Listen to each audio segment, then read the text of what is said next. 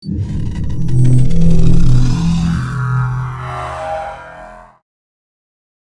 ನ್ಯೂಸ್ಗೆ ಸ್ವಾಗತ. ನಾನು ಪ್ರಿಯಾ. ಈಗ ಹೆಡ್ಲೈನ್ಸ್.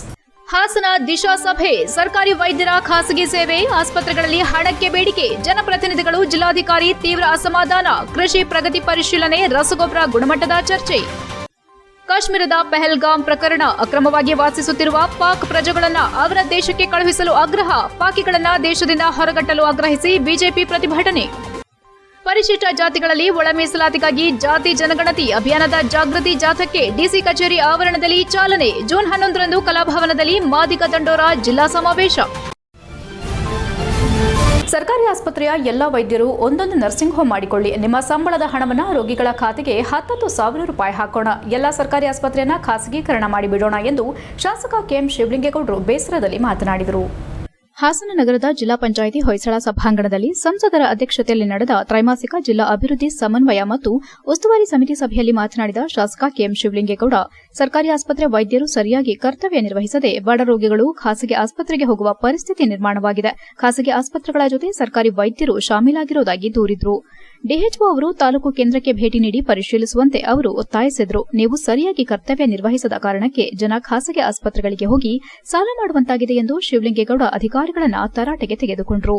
ಸರ್ಕಾರಿ ವೈದ್ಯರು 24 ಗಂಟೆಯೂ ಕರ್ತವ್ಯ ನಿರ್ವಹಿಸಬೇಕು. ಅಗತ್ಯವಿರುವ ಎಲ್ಲ ವ್ಯವಸ್ಥೆಗಳನ್ನು ಕಲ್ಪಿಸಲು ತಾವು ಸಿದ್ದವಿರುವುದಾಗಿ ತಿಳಿಸಿದರು. ಸರ್ಕಾರಿ ಆಸ್ಪತ್ರೆಗಳಲ್ಲಿ ಉತ್ತಮ ಸೇವೆ ದೊರೆಯದ ಕಾರಣ ಬಡವರು ಖಾಸಗಿ ಆಸ್ಪತ್ರೆಗಳ ದುಬಾರಿ ಶುಲ್ಕ ತೆರಲು ಸಾಲ ಮಾಡಬೇಕಾದ ಪರಿಸ್ಥಿತಿ ನಿರ್ಮಾಣವಾಗಿದೆ ಎಂದು ಕಳವಳ ವ್ಯಕ್ತಪಡಿಸಿದರು. ಈ ಬಗ್ಗೆ ತಕ್ಷಣ ಕ್ರಮ ಕೈಗೊಳ್ಳುವಂತೆ ಒತ್ತಾಯಿಸಿದರು. ಇದಕ್ಕೆ ಪ್ರತಿಕ್ರಿಯಿಸಿದ ಜಿಲ್ಲಾಧಿಕಾರಿಗಳು, ಹಾಸನದಲ್ಲೂ ಇದೇ ರೀತಿ ವ್ಯವಸ್ಥೆ ಇದೆ ಎಂಬ ಆರೋಪ ಕೇಳಿಬಂದಿದೆ. ಹಿಮ್ಸ್ ವೈದ್ಯರು ಬೆಳಗ್ಗೆ ಬಂದು ಹಾಜರಾತಿ ಹಾಕಿ ಹೊರಹೋಗುತ್ತಿದ್ದಾರೆ ಎಂಬ ದೂರುಗಳಿವೆ. ಇದು ಮುಂದುವರೆದರೆ ಸೂಕ್ತ ಕಾನೂನು ಕ್ರಮ ಕೈಗೊಳ್ಳಲಾಗುವುದೆಂದು ಎಚ್ಚರಿಕೆ ನೀಡಿದರು. ಸರ್ಕಾರಿ ವೈದ್ಯರು ಮತ್ತು ಸಿಬ್ಬಂದಿ ಕರ್ತವ್ಯಕ್ಕೆ ಗೈರು ಹಾಜರಾಗುವ ಅಥವಾ ಖಾಸಗಿ ಆಸ್ಪತ್ರೆಗಳೊಂದಿಗೆ ಶಾಮೀಲಾಗುವುದು ಕಂಡುಬಂದರೆ ಕಠಿಣ ಕ್ರಮ ಕೈಗೊಳ್ಳುವುದಾಗಿ ಡಿಸಿ ಸ್ಪಷ್ಟಪಡಿಸಿದರು. ಸಭೆಯಲ್ಲಿ ಪ್ರಧಾನಮಂತ್ರಿ ಕೃಷಿ ಸಿಂಚಾಯಿ ಯೋಜನೆ, ಕೃಷಿ ಮೂಲಸೌಕರ್ಯ ನಿಧಿ, ರಾಷ್ಟೀಯ ಕೃಷಿ ವಿಕಾಸ ಯೋಜನೆ ಮತ್ತು ಪರಂಪರಾಗತ ಕೃಷಿ ವಿಕಾಸ ಯೋಜನೆಯ ಅನುಷ್ಠಾನದ ಕುರಿತು ಅಧಿಕಾರಿಗಳು ವಿವರಣೆ ನೀಡಿದರು. ಎಲ್ಲಾ ಯೋಜನೆಗಳು ನಿಗದಿತ ಗುರಿಯಂತೆ ಉತ್ತಮ ಪ್ರಗತಿ ಸಾಧಿಸಿವೆ ಎಂದು ಸಭೆಗೆ ತಿಳಿಸಲಾಯಿತು. ತ್ರೈಮಾಸಿಕ ಜಿಲ್ಲಾ ಅಭಿವೃದ್ಧಿ ಸಮನ್ವಯ ಮತ್ತು ಉಸ್ತುವಾರಿ ಸಮಿತಿ ಸಭೆಯಲ್ಲಿ ಶಾಸಕ ಕೆಎಂ ಶಿವಲಿಂಗೇಗೌಡರು ಹಾಜರು ಬಿಟ್ಟರೆ ಉಳಿದ ಯಾವ ಶಾಸಕರು ಮಧ್ಯಾಹ್ನವಾದರೂ ಭಾಗವಹಿಸಿರಲಿಲ್ಲ. ಸಭೆಯಲ್ಲಿ ಜಿಲ್ಲಾ ಪಂಚಾಯಿತಿ ಮುಖ್ಯ ಕಾರ್ಯನಿರ್ವಹಣಾ ಅಧಿಕಾರಿ ಬಿಆರ್ ಪೂರ್ಣಿಮಾ ಸೇರಿದಂತೆ ಇತರೆ ಇಲಾಖೆ ಅಧಿಕಾರಿಗಳು ಉಪಸ್ಥಿತರಿದ್ದರು. HCI news Haasan.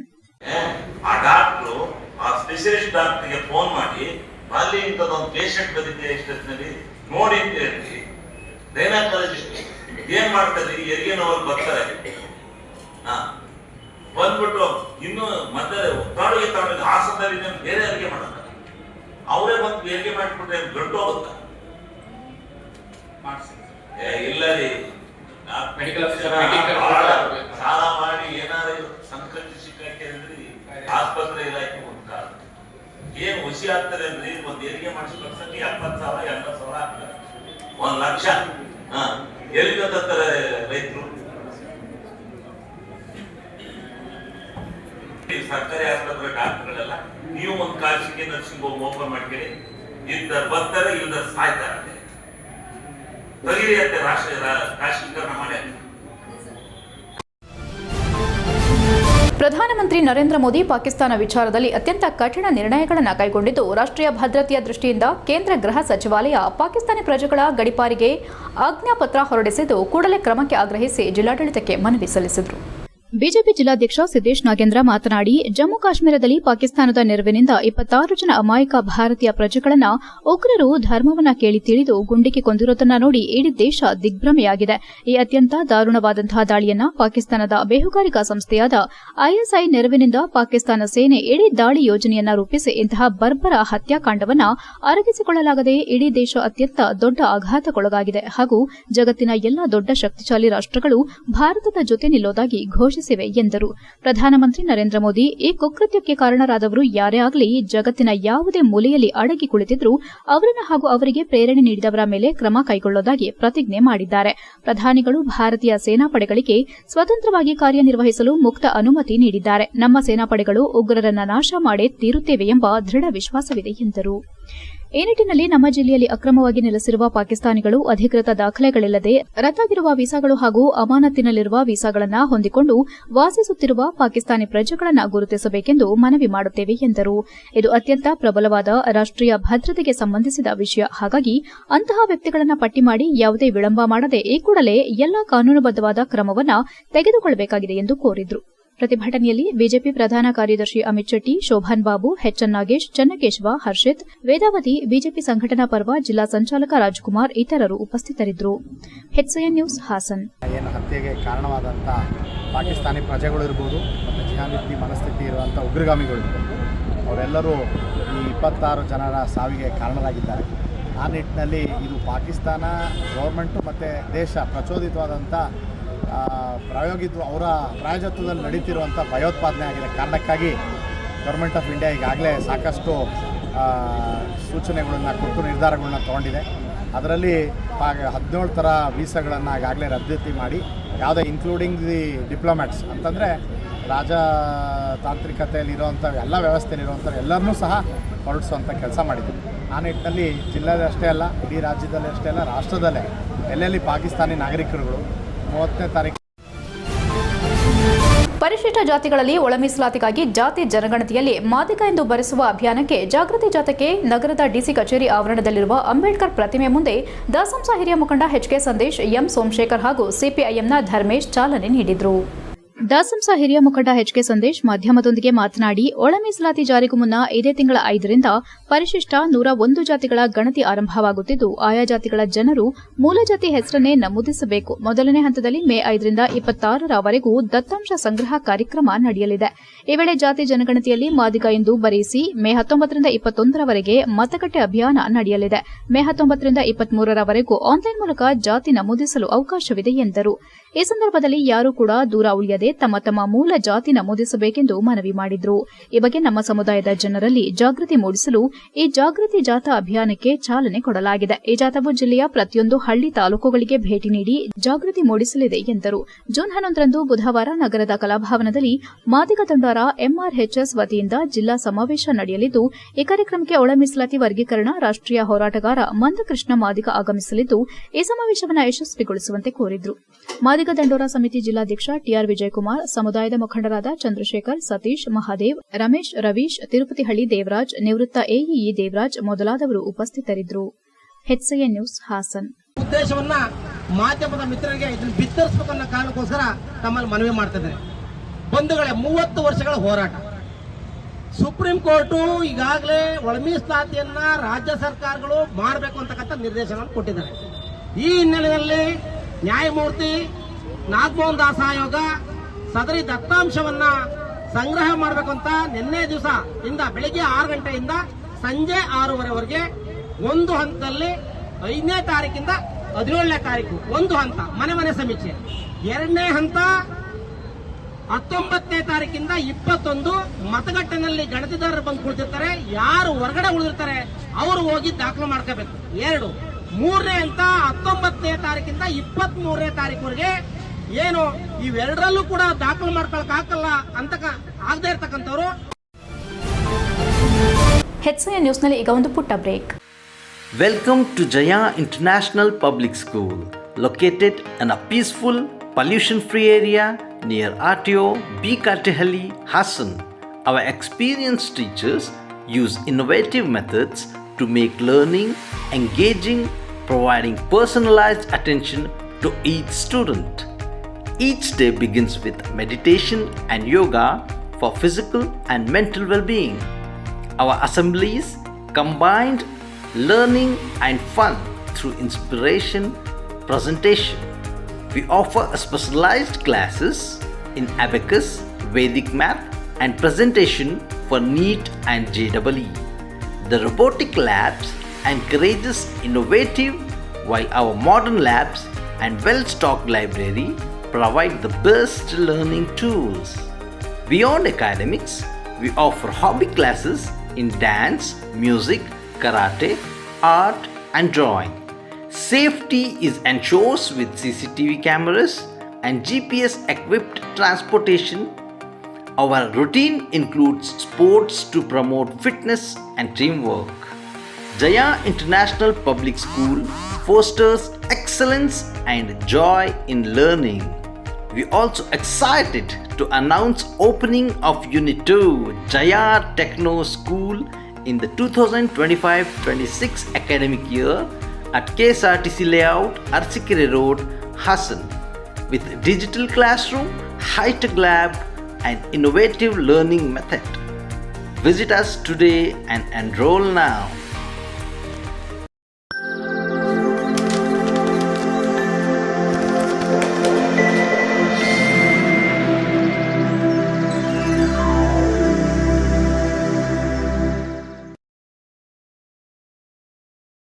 ಬ್ರೇಕ್ನ ನಂತರ HCN ನ್ಯೂಸ್ಗೆ ಸ್ವಾಗತ. ಕೆಲ ದಿನಗಳ ಹಿಂದೆ ತಾಲೂಕಿನ ಬೂವನಹಳ್ಳಿ ಪ್ರಾಥಮಿಕ ಕೃಷಿ ಪತ್ತಿನ ಸಹಕಾರ ಸಂಘಕ್ಕೆ ಅಧ್ಯಕ್ಷರಾಗಿ ಆಯ್ಕೆಗೊಂಡ ಪತ್ರಕರ್ತ ಕಸಾಪ ಕಾರ್ಯದರ್ಶಿ BR ಬೊಮ್ಮೇಗೌಡ ಅವರನ್ನು ಜಿಲ್ಲಾ ಕಾರ್ಯನಿರತ ಪತ್ರಕರ್ತರ ಸಂಘದಿಂದ ಆತ್ಮೀಯವಾಗಿ ಸನ್ಮಾನಿಸಿ ಗೌರವಿಸಲಾಯಿತು. ಇದೇ ವೇಳೆ ಜಿಲ್ಲಾ ಪತ್ರಕರ್ತರ ಸಂಘದ ಅಧ್ಯಕ್ಷ KH ವೇಣುಕುಮಾರ್ ಮಾತನಾಡಿ, ಬೊಮ್ಮೇಗೌಡರು ಪತ್ರಕರ್ತರಾಗಿ ಸೇವೆ ಸಲ್ಲಿಸುವುದರ ಜೊತೆಗೆ ಕಸಾಪದಲ್ಲಿಯೂ ಕೂಡ ಕರ್ತವ್ಯ ಸಲ್ಲಿಸುತ್ತಿದ್ದಾರೆ. ನಂತರದಲ್ಲಿ ಪ್ರಾಥಮಿಕ ಕೃಷಿ ಪತ್ತಿನ ಸಹಕಾರ ಸಂಘಕ್ಕೆ ಅಧ್ಯಕ್ಷರಾಗಿ ನಮ್ಮೊಳಗಿನ ಒಬ್ಬರು ಆಯ್ಕೆ ಆಗಿರೋದು ನಮಗೆಲ್ಲ ಸಂತೋಷ ತಂದಿದೆ. ಇವರಿಗೆ ಮುಂದೆ ಇನ್ನೂ ದೊಡ್ಡ ದೊಡ್ಡ ಹುದ್ದೆ ಸಿಗಲೆಂದು ಹಾರೈಸುವುದಾಗಿ ಹೇಳಿದರು. ರಾಜ್ಯ ಕಾರ್ಯಕಾರಿ ಪತ್ರಕರ್ತರ ಸಂಘದ ಸದಸ್ಯ HP ಮದನಗೌಡ ಮಾತನಾಡಿ, ಮೊದಲ ಬಾರಿಗೆ ಸದಸ್ಯರಾಗಿ ನಂತರ ಅಧ್ಯಕ್ಷರಾಗಿ ಬೊಮ್ಮೇಗೌಡರು ಆಯ್ಕೆಗೊಂಡಿದ್ದಾರೆ. ಪತ್ರಕರ್ತರ ಸಹಕಾರ ಕ್ಷೇತ್ರದಲ್ಲೂ ಕೂಡ ಸೇವೆ ಸಲ್ಲಿಸುತ್ತಿದ್ದಾರೆ ಎಂದು ಶ್ಲಾಘಿಸಿದರು. ಮುಂದೆ ರಾಜಕೀಯ ಕ್ಷೇತ್ರದಲ್ಲೂ ಕೂಡ ಛಾಯೆ ಮೂಡಿಸಿ ಮುಂದೆ ಮಹಾನಗರ ಪಾಲಿಕೆಯಲ್ಲಿ ಸ್ಪರ್ಧೆ ಮಾಡಿ ಕಾರ್ಪೊರೇಟ್ ಆಗಲಿ, ಅವರನ್ನು ಪ್ರೋತ್ಸಾಹಿಸಿ ಬೆನ್ನು ತಟ್ಟೋ ಕೆಲಸ ಮಾಡಬೇಕೆಂದು ಸಲಹೆ ನೀಡಿದರು. ಪತ್ರಕರ್ತರು ಇತರೆ ಕ್ಷೇತ್ರಗಳಲ್ಲಿ ಬೆಳೆದಾಗ ಅವರನ್ನ ಈ ರೀತಿ ಸನ್ಮಾನಿಸಿ ಗೌರವಿಸುತ್ತಿರುವುದು ಉತ್ತಮವಾಗಿದೆ. ಇತ್ತೀಚೆಗೆ ನಡೆದ ರಾಜ್ಯ ಮಟ್ಟದ ಕ್ರಿಕೆಟ್ ಪಂದ್ಯಾವಳಿಯನ್ನ ಅತ್ಯಂತ ಯಶಸ್ವಿಯಾಗಿ ಕೊಂಡೊಯ್ದಿದ್ದಾರೆ ಎಂದು ಇದೇ ವೇಳೆ ನೆನಪಿಸಿಕೊಂಡರು. ರಾಜ್ಯ ಕಾರ್ಯಕಾರಿ ಪತ್ರಕರ್ತರ ಸಂಘದ ವಿಶೇಷ ಆಹ್ವಾನಿತರಾದ ರವೀನಾ ಕಲ್ಗೂಡು ಮಾತನಾಡಿ, ನಮ್ಮೊಟ್ಟಿಗೆ ಇದ್ದ ಬೊಮ್ಮೇಗೌಡರು ಅಧ್ಯಕ್ಷರಾಗಿ ಆಯ್ಕೆಯಾಗಿರುವುದು ಉತ್ತಮವಾಗಿದೆ, ಅವರಿಗೆ ಒಳ್ಳೆಯದಾಗಲಿ ಎಂದು ಶುಭ ಹಾರೈಸಿದರು. ಇದೇ ವೇಳೆ ಜಿಲ್ಲಾ ಕಾರ್ಯನಿರತ ಪತ್ರಕರ್ತರ ಸಂಘದ ಪ್ರಧಾನ ಕಾರ್ಯದರ್ಶಿ BC ಶಶಿಧರ್, ಉಪಾಧ್ಯಕ್ಷ ಮೋಹನ್ ಕುಮಾರ್, ಹರೀಶ್, ಖಜಾಂಚಿ ಕುಮಾರ್, ಮೋಹನ್, ಕಾರ್ಯದರ್ಶಿ CB ಸಂತೋಷ್, ಮಾಜಿ ಅಧ್ಯಕ್ಷರಾದ BR ಉದಯಕುಮಾರ್, ಮಂಜುನಾಥ್, ರಾಷ್ಟ್ರೀಯ ಮಂಡಳಿ ಸದಸ್ಯ G ಪ್ರಕಾಶ್ ಉಪಸ್ಥಿತರಿದ್ದರು. HCN news Hassan. ಅಭಿನಂದನೆ ಸ್ವೀಕರಿಸಲಿಕ್ಕೆ ಆಹ್ವಾನಿಸಬೇಕು ಸಂತೋಷ ವಿಚಾರ ಅಂತ ಹೇಳ್ತಾ ವೇಣುಕುಮಾರ್ ಅಧ್ಯಕ್ಷತೆಯಲ್ಲಿ ನಮ್ಮ ಬೂವನಹಳ್ಳಿ ಕೃಷಿ ಪತ್ತಿನ ಸಹಕಾರ ಸಂಘದ ಅಧ್ಯಕ್ಷರಾಗಿ ಮೊದಲ ಬಾರಿಗೆ ಆ ಕ್ಷೇತ್ರಕ್ಕೆ ಪಾದಾರ್ಪಣೆ ಮಾಡೋದ್ರ ಮೂಲಕ ಮೊದಲ ಬಾರಿಗೆ ಅಧ್ಯಕ್ಷ ಸ್ಥಾನವನ್ನು ಅಲಂಕರಿಸಿದ್ದಾರೆ.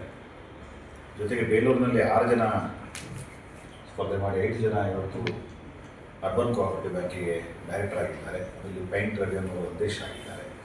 ಈ ಪತ್ರಕರ್ತರು ಸಹಕಾರಿ ಕ್ಷೇತ್ರದಲ್ಲೂ ಕೂಡ ಕಾರ್ಯನಿರ್ವಹಣೆ ಮಾಡ್ತಿರೋದಕ್ಕೆ ಉದಾಹರಣೆಯಾಗಿ ಇವತ್ತು ಜಿಲ್ಲಾ ಕೇಂದ್ರದಲ್ಲಿ ಬೂವನಹಳ್ಳಿಯಲ್ಲಿ ಕೃಷಿ ಪತ್ತಿನ ಸಹಕಾರ ಸಂಘದ ಅಧ್ಯಕ್ಷರಾದ ಮೂಲಕ ಪತ್ರಕರ್ತರೊಬ್ಬರು ಜಿಲ್ಲಾ ಕೇಂದ್ರದಲ್ಲಿ ಮೊದಲ ಬಾರಿಗೆ ಈ ರೀತಿಯಾದಂತಹ ಒಂದು ಕಾರ್ಯಕ್ಷೇತ್ರಕ್ಕೆ ಬಂದಿರುವಂಥದ್ದು ಅಭಿನಂದನೆಗೆ ಅರ್ಹ ಅಂತ ಹೇಳ್ತಾ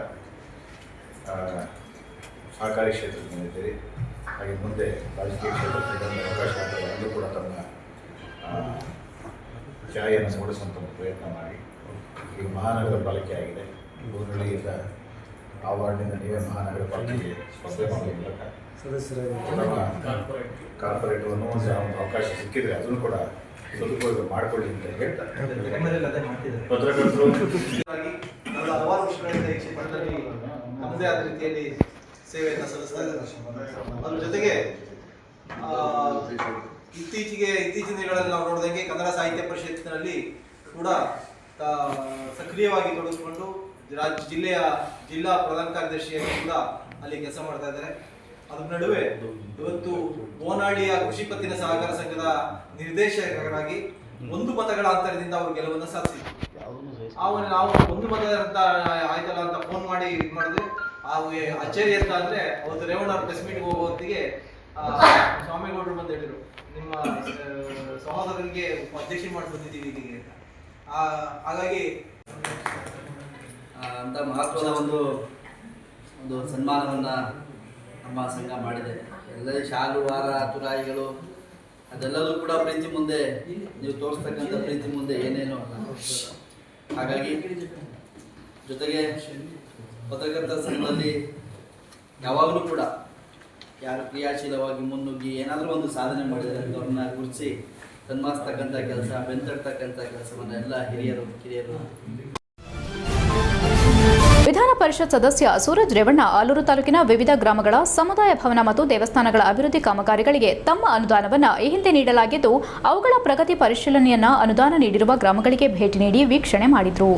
ನಂತರ ಆಲೂರು ತಾಲೂಕು ಕಾರ್ಯನಿರತ ಪತ್ರಕರ್ತರ ಸಂಘದ ಕಚೇರಿಯಲ್ಲಿ ಸುದ್ದಿಗೋಷ್ಠಿಯನ್ನು ಉದ್ದೇಶಿಸಿ ಮಾತನಾಡಿ, ಈಗಾಗಲೇ ಆಲೂರು ತಾಲೂಕಿನ ವಿವಿಧ ಗ್ರಾಮಗಳ ಸಮುದಾಯ ಭವನ ಮತ್ತು ದೇವಸ್ಥಾನಗಳ ಅಭಿವೃದ್ಧಿ ಕಾಮಗಾರಿಗೆ 25 ರಿಂದ 30 ಲಕ್ಷ ರೂಪಾಯಿಗಳ ಅನುದಾನವನ್ನು ನೀಡಲಾಗಿದ್ದು, ಈಗ ನೀಡಲಾಗಿರುವ ಅನುದಾನದಲ್ಲಿ ಕಾಮಗಾರಿಯು ಯಾವ ಹಂತದಲ್ಲಿದೆ ಮತ್ತು ಆ ಕಾಮಗಾರಿಯನ್ನು ಮುಕ್ತಾಯಗೊಳಿಸಲು ಬೇಕಾಗಿರುವ ಅನುದಾನಗಳ ಕುರಿತಾಗಿ ಗ್ರಾಮಗಳಿಗೆ ಭೇಟಿ ನೀಡಿ ಪರಿಶೀಲನೆ ನಡೆಸಲಾಗುತ್ತಿದ್ದು, ಈಗಾಗಲೇ ಶೇಕಡಾವಾರು ಕಾಮಗಾರಿಗಳು ಮುಗಿದಿರುವ ಸಂದರ್ಭ ಮುಂದಿನ ಕಾಮಗಾರಿಗೆ ಅಗತ್ಯವಾಗಿ ಬೇಕಾಗಿರುವ ಅನುದಾನವನ್ನು ಈ ವರ್ಷದ ಅನುದಾನ ಬಿಡುಗಡೆ ಮಾಡಿ ಕಾಮಗಾರಿಗಳು ಪೂರ್ಣಗೊಳ್ಳಲು ಸಹಕರಿಸುವುದಾಗಿ ಈ ಸಂದರ್ಭದಲ್ಲಿ ತಿಳಿಸಿದರು.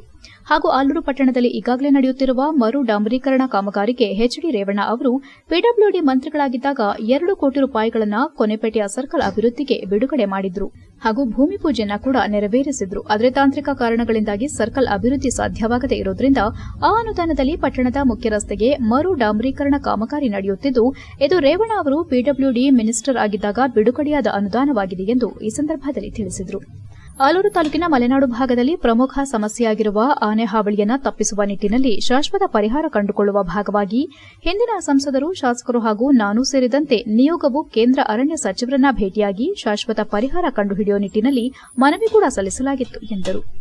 ತಾಲೂಕು ಜೆಡಿಎಸ್ ಅಧ್ಯಕ್ಷ ಕೆಎಸ್ ಮಂಜೇಗೌಡ, ತಾಲೂಕು ಪಂಚಾಯಿತಿ ಮಾಜಿ ಸದಸ್ಯ ನಟರಾಜ್ ನಾಕಲ್ಗೂಡು, ಹಿಂದುಳಿದ ವರ್ಗಗಳ ಮುಖಂಡ ಬಿಸಿ ಶಂಕರಾಚಾರ್, ಜೆಡಿಎಸ್ ಮುಖಂಡರಾದ ರಾಜಪ್ಪ ಕದಾಳು, ಬಸವರಾಜ್ ಗೇಕರವಳ್ಳಿ, ಎಚ್ಬಿ ಧರ್ಮರಾಜ್ ಉಪಸ್ಥಿತರಿದ್ದರು. HCN news Alur. ಅಲ್ಲಿ ಆ ವಿಡಿಯೋ ಕೂಡ ಗಮನಿಸಬೇಕು. ಆನೆ ದಾಳಿ ಬಗ್ಗೆ ಒಂದು ಪ್ರಶ್ನೆ, ಚುಕ್ಕೆ ಗುರುತಿನ ಪ್ರಶ್ನೆ ಹಾಕಿ ಮಾನ್ಯ ಅರಣ್ಯ ಸಚಿವರಿಗೆ ಏನಾಗಬೇಕು, ಯಾವ ಥರ ಪರಿಹಾರ ಆಗಬೇಕು, ಯಾವ ಥರ ಇದು ಸಮಸ್ಯೆ ಇಲ್ಲಿ ಸಂಬಂಧಪಟ್ಟ ಈ ಭಾಗದ ಜನ ಎದುರಿಸ್ತಾ ಇದ್ದಾರೆ, ಪ್ರತಿಯೊಂದು ಕೂಡ ವಿಸ್ತಾರವಾಗಿ ಅವ್ರನ್ನ ಕೇಳಿದ್ದೀವಿ. ಇಲ್ಲಿ ಮೊದಲನೇದಾಗಿ ನೀವು ಅರ್ಥ ಮಾಡ್ಕೋಬೇಕಾಗಿರೋದು, ಅದೇನು ರೈಲ್ವೆ ಬ್ಯಾರಿಕೇಡಿಂಗ್ ಬಗ್ಗೆ ಇವರು ಹೇಳ್ತಾ ಇದ್ದಾರೆ, ಯಾರು ಸರ್ಕಾರದವರು. ರೈಲ್ವೆ ಬ್ಯಾರಿಕೇಡಿಂಗ್ ಮಾಡೋದ್ರಿಂದ ಏನು ಪ್ರಯೋಜನ ಇಲ್ಲ ಈ ಭಾಗದ ಜನ. ಯಾಕೆ ಅಂತಂದ್ರೆ ಹೇಳ್ಬಿಡ್ತೀನಿ. ಈಗ ಮಾಗೋಡ್ ಬ್ರಿಡ್ಜ್ ಹತ್ರ ಏನು ಮಾಗೋಡು ಸೇತುವೆ ಬರುತ್ತೆ, ಅಲ್ಲಿವರೆಗೂ ರೈಲ್ವೆ ಬ್ಯಾರಿಕೇಡಿಂಗ್ ಆಗಿದೆ. ಈಗ ಆ ಎಲ್ಲಿ ಸ್ಟಾಪ್ ಆಗಿದೆ ಅಲ್ಲಿಂದ ನುಸುಳ್ಕೊಂಡು ಆನೆಗಳು ಕೊಡಗು ಜಿಲ್ಲೆಯಿಂದ ನಮ್ಮ ಹಾಸನ ಜಿಲ್ಲೆಗೆ ಒಳಗಡೆ ಬರ್ತಾ ಇದ್ದಾವೆ. ಈಗ ಅಲ್ಲೇ ಸಾಕಷ್ಟು ಆನೆಗಳು ಬಂದ್ಬಿಟ್ಟಿದ್ದಾವೆ. ಈಗ ಮತ್ತೆ ರೈಲ್ವೆ ಬ್ಯಾರಿಕೇಡಿಂಗ್ನ ಮುಂದುವರಿಸ್ತೀವಿ ಅಥವಾ ರೈಲ್ವೆ ಬ್ಯಾರಿಕೇಡಿಂಗ್ನ ನಾವು ಪೂರ್ಣ ಮಾಡ್ತೀವಿ, ಎಕ್ಸ್ಟೆಂಡ್ ಮಾಡ್ತೀವಿ ಅನ್ನೋದು ಅದು ಯಾವುದೇ ರೀತಿಯಿಂದ ಪ್ರಯೋಜನಗಳು ಅರ್ಥ ಇದ್ದಂಥ ಒಂದು ಕಾಮಗಾರಿ ಅಂತ ಹೇಳಕ್ಕೆ. ಯಾಕೆ ಅಂದರೆ ನೀವು ಒಂದು ಅರ್ಥ ಮಾಡ್ಕೋಬೇಕಾಗಿರೋದು, ರೈಲ್ವೆ ಬ್ಯಾರಿಕೇಡಿಂಗ್ ಮಾಡೋದು ಆನೆ ಬರ್ದೇನೆ ತಡೆಯೋಕ್ಕೆ. ಬಟ್ ಈಗ ಆನೆ ಒಳಗಡೆ ಆಗಲೇ ಇದ್ದಾವೆ. ಈಗ ರೈಲ್ವೆ ಬ್ಯಾರಿಕೇಡಿಂಗ್ ಮಾಡಿದ್ರು ಕೂಡ ಆನೆಗಳು ಒಳಗಡೆ ಇನ್ನೂ ನಾವೇ ಕೂಡ ಹಾಕೊಂಡು ನಾವೇ ಸಮಸ್ಯೆ ಹೆಚ್ಚು ಮಾಡ್ಕೊಂಡು. ಒಳ ಮೀಸಲಾತಿ ವರ್ಗೀಕರಣದ ಸಮೀಕ್ಷೆ ವೇಳೆ ಮನೆಗೆ ಬಂದಾಗ ಮೂಲ ಜಾತಿ ಆದಿ ದ್ರಾವಿಡ, ಉಪಜಾತಿ ಮಾದಿಗ ಎಂದು ನಮೂದಿಸಿ ಎಂದು ಕರ್ನಾಟಕ ರಾಜ್ಯ ಡಾ ಬಿಆರ್ ಅಂಬೇಡ್ಕರ್ ರಾಜ್ಯ ಆದಿ ದ್ರಾವಿಡ ಪೌರಕಾರ್ಮಿಕ ಯುವಕರ ಅಭಿವೃದ್ಧಿ ಮಹಾಸಂಘದ ಅಧ್ಯಕ್ಷ ಡಿಆರ್ ರಾಜು ತಿಳಿಸಿದರು. ಹಾಸನದಲ್ಲಿ ಸೋಮವಾರ ಮಾತನಾಡಿ, ರಾಜ್ಯಾದ್ಯಂತ ಒಳ ಮೀಸಲಾತಿ ವರ್ಗೀಕರಣದ ಪ್ರಸ್ತುತ ದತ್ತಾಂಶವನ್ನು ಸಮೀಕ್ಷೆ ನಡೆಸಲು ಏಕಸದಸ್ಯ ಆಯೋಗದ ಪೀಠದ ಅಧ್ಯಕ್ಷರು ನ್ಯಾಯಮೂರ್ತಿ ಎಚ್ಎನ್ ನಾಗಮೋಹನ್ ದಾಸ್ ಅಧ್ಯಕ್ಷತೆಯಲ್ಲಿ ನಡೆಯಲಿದ್ದು, ನಮ್ಮ ಆದಿ ದ್ರಾವಿಡ ಸಮಾಜದ ಬಂಧುಗಳು, ಸಫಾಯಿ ಕರ್ಮಚಾರಿ, ಸ್ವಚ್ಛತಾ ಚರ್ಮ ಹದ ಮಾಡಿ ಚಪ್ಪಲಿ ಹೊಲಿಯುವಂತವರು, ಖಾಸಗಿ ವಲಯಗಳಲ್ಲಿ ಶೌಚಾಲಯ ಶುಚಿ ಮಾಡುವ ಸ್ವಚ್ಛತಾ ಪೌರಕಾರ್ಮಿಕರು ಕಡ್ಡಾಯವಾಗಿ ಸಮೀಕ್ಷೆಯಲ್ಲಿ ಭಾಗವಹಿಸಿ ಕೇಂದ್ರ ಸರ್ಕಾರದ ಅಧಿಸೂಚನೆಯ ದಿನಾಂಕ 27/7/1977 ಅನ್ವಯ ಪರಿಶಿಷ್ಟ ಜಾತಿಗೆ ಸೇರಿದ 101 ಉಪಜಾತಿಗಳು ರಾಷ್ಟ್ರಪತಿಗಳಿಂದ ಅಂಗೀಕೃತವಾಗಿದೆ ಎಂದರು. ವಿಶೇಷವಾಗಿ ಆದಿದ್ರಾವಿಡ ಜಾತಿಯು ಒಂದು, ಆದಿದ್ರಾವಿಡ ಎಂಬುದು ಕೇವಲ ಸೂಚಕ ಪದವಲ್ಲ, ರಾಷ್ಟ್ರಪತಿಗಳಿಂದ ಅಂಗೀಕೃತವಾದ ಜಾತಿಯಾಗಿರುವುದರಿಂದ ಸಮಾಜ ಕಲ್ಯಾಣ ಇಲಾಖೆಯು ದಿನಾಂಕ 9/7/2020 ಅಂಗೀಕೃತವಾದ 101 ಜಾತಿಗಳಲ್ಲಿ ಯಾವುದನ್ನ ಕೈಬಿಡಲು ಸಾಧ್ಯವಿಲ್ಲವೆಂದು ಆಯೋಗಕ್ಕೆ ತಿಳಿಸಿದೆ. ಆದ್ದರಿಂದ ಸಮಾಜದ ಬಂಧುಗಳು ನಮ್ಮ ಮೂಲಜಾತಿ ಆದಿದ್ರಾವಿಡ, ಉಪಜಾತಿ ಮಾದಿಗ ಎಂದು ಹೆಮ್ಮೆಯಿಂದ ನಮೂದಿಸಿ ಮುಂದಿನ ಮಕ್ಕಳ ಭವಿಷ್ಯವನ್ನು ಭದ್ರಪಡಿಸೋಣ. ಸರ್ಕಾರದಿಂದ ಬರುವಂತಹ ಸೌಲಭ್ಯವನ್ನ ಪಡೆದು ಮುಖ್ಯ ವಾಹಿನಿಗೆ ತರುವಂತಹ ಸಾಮಾಜಿಕ ಜವಾಬ್ದಾರಿಯನ್ನ ಮಾಡೋಣವೆಂದು ಈ ಮೂಲಕ ತಮ್ಮಲ್ಲಿ ಪ್ರಾರ್ಥಿಸಿಕೊಳ್ಳುತ್ತೇವೆ ಎಂದರು. ಸಂಘದ ರಾಜ್ಯಾಧ್ಯಕ್ಷ ಶ್ರೀನಿವಾಸ್ ಶಿವು, ರಾಜ್ಯ ಪ್ರಧಾನ ಕಾರ್ಯದರ್ಶಿ ಎಂ ವಡಿವೇಲು, ಗೌರವ ಕಾರ್ಯದರ್ಶಿ ಕೆ ನಂಜಪ್ಪ, ಬಸವನಗುಡಿ, ಜಿಲ್ಲಾಧ್ಯಕ್ಷ ಡಿಆರ್ ಪಳನಿ ಇತರರು ಉಪಸ್ಥಿತರಿದ್ದರು. HCN news Hassan. ಫಲವಾಗಿ ಮಾನ್ಯ ಸುಪ್ರೀಂ ಕೋರ್ಟ್ ಆದೇಶದ ಅನುಕರಣೆಯಾಗಿ ಜಸ್ಟಿಸ್ ನಾಗಮೋಹನ್ ದಾಸ್ ರವರ ಅಧ್ಯಕ್ಷತೆಯಲ್ಲಿ ಏಕಸದಸ್ಯ ಪೀಠ ರಚನೆಯಾಗಿ ಒಂದು ಮಧ್ಯಂತರ ವರದಿ ಕೂಡ ಈ ಒಳ ಮೀಸಲಾತಿ ಬಗ್ಗೆ ಒಂದು ದತ್ತಾಂಶವನ್ನು ನೀಡಿತು. ಆದರೆ ಕೆಲವು ಪ್ರಸ್ತುತ ದಿನಮಾನಗಳ ಅಂಕಿಅಂಶ ಡೇಟಾ ಇಂಟ್ರಾಟಿಕಲ್ ಡೇಟಾ ಕಲೆಕ್ಟ್ ಮಾಡೋಕ್ಕೋಸ್ಕರ ದಿನಾಂಕ ನಿಗದಿ ಮಾಡಿ ಇವತ್ತಿಂದ 17ನೇ ತಾರೀಕುವರೆಗೂ 101 ಜಾತಿ ಉಪಜಾತಿಗಳ ಒಂದು ಸಮೀಕ್ಷೆಯನ್ನ ಆರಂಭ ಮಾಡಿದೆ. ನಾವು ಹೇಳಿ ಕೇಳಿ ಆದಿ ದ್ರಾವಿಡ ಮಹಾ ಸಮುದಾಯ ಈ ಭಾಗದಲ್ಲಿ 3 ರಿಂದ 4 ಲಕ್ಷ ಸಮುದಾಯ ಇದ್ದೀವಿ ಕರ್ನಾಟಕ ರಾಜ್ಯಾದ್ಯಂತ. ನಮ್ಮ ಮೂಲ ಕಸುಬು ಚರ್ಮ ಸುಲಿದು ಹದ ಮಾಡಿ ತಮಟೆ ಹೊಡೆಯೋದು, ತಮಟೆ ತಯಾರಿ ಮಾಡೋದು, ಮತ್ತೆ ಬಹುತೇಕವಾಗಿ ನಾವು ಶುಚಿತ್ವ ಅಂದ್ರೆ ಪೌರ ಕಾರ್ಮಿಕರು, ಮ್ಯಾನುವಲ್ ಸ್ಕ್ಯಾವೆಂಜರ್ಸ್ಗಳು. HCN ನ್ಯೂಸ್ನಲ್ಲಿ ಈಗ ಒಂದು ಪುಟ್ಟ ಬ್ರೇಕ್.